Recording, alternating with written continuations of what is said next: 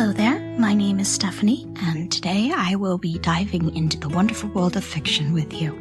Today, we will be talking about A Dirty Job by Christopher Moore. Mixing horror with comedy is a difficult task. There is a fine balance that writers must find when putting these seemingly opposite genres together. The result can either be disastrous or very successful. That's why when an author is known for doing just that, you know the book is going to be something else. And that's the book I have for you in today's episode of Book Wormies. A Dirty Job by Christopher Moore. Moore is an award-winning author known for being a writer of absurdist fiction.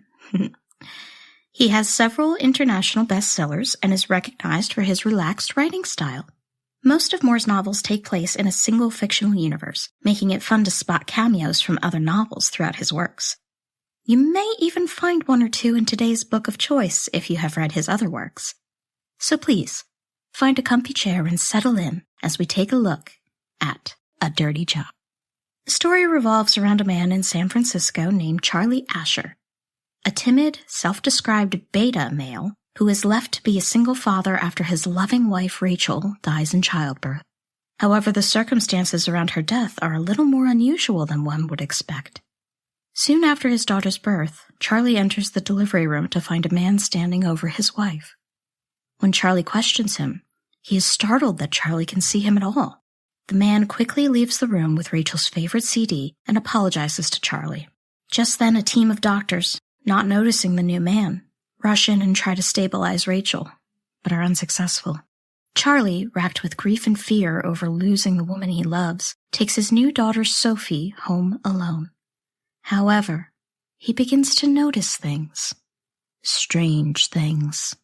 Now, before I go into further details of this book, I want to point something interesting out in the writing style.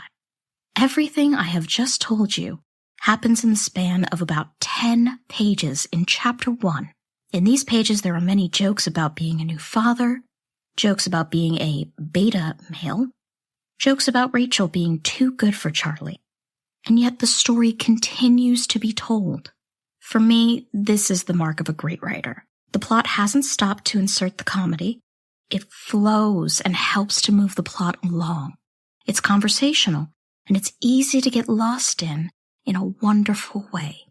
The way that Charlie speaks to the nurse and his wife in the delivery room is indicative of his character as a constant worrier with low self-esteem. For example, when Charlie is offered his daughter to hold, we get the following passage.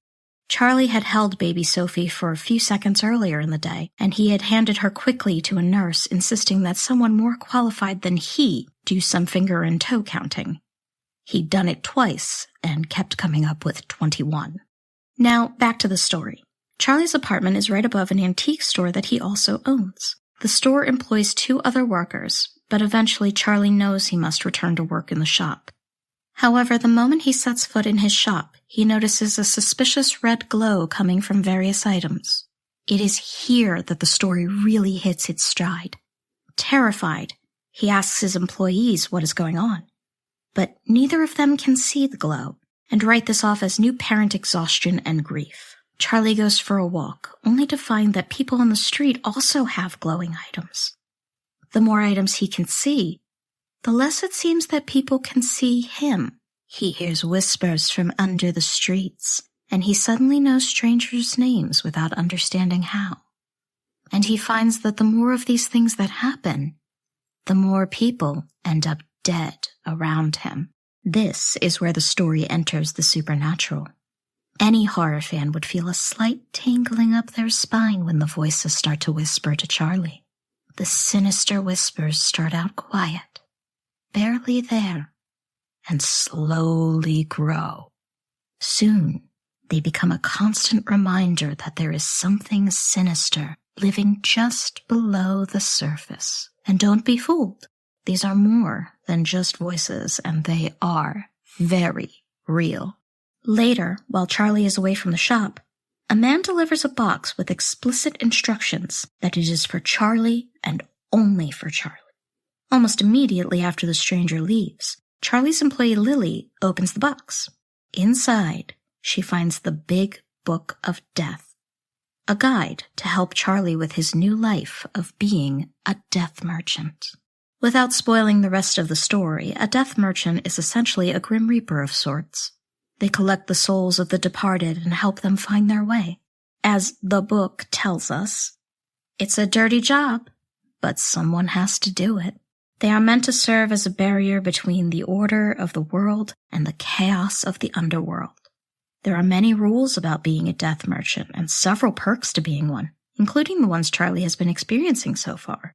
However, as we know, Charlie hasn't been following these rules, and now the forces of the underworld are rising.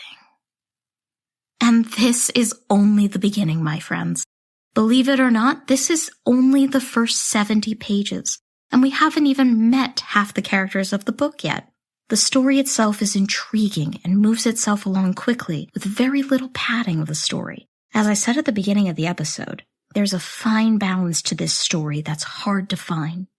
Moore shows us the funny side of death, but also the very serious side of grief and loss. This book doesn't shy away from the feelings of loneliness and loss that Charlie and the people around him feel. And while they feel these profound feelings, they continue on with their lives as best they can. And I find that inspirational. There's so much more I want to tell you about this book, but now I leave it to you. If you do find yourself in the mood for a good laugh with the threat of doom lurking around every corner, I highly recommend A Dirty Job. There's much more to this story than anyone would believe at first glance. And please, if you do happen to go on and meet Alvin and Mohammed, let me know in the comments. I would love to have a discussion about it. Until next time, this has been Book Wormies. My name is Stephanie, and I hope to see you all again very soon. Bye-bye.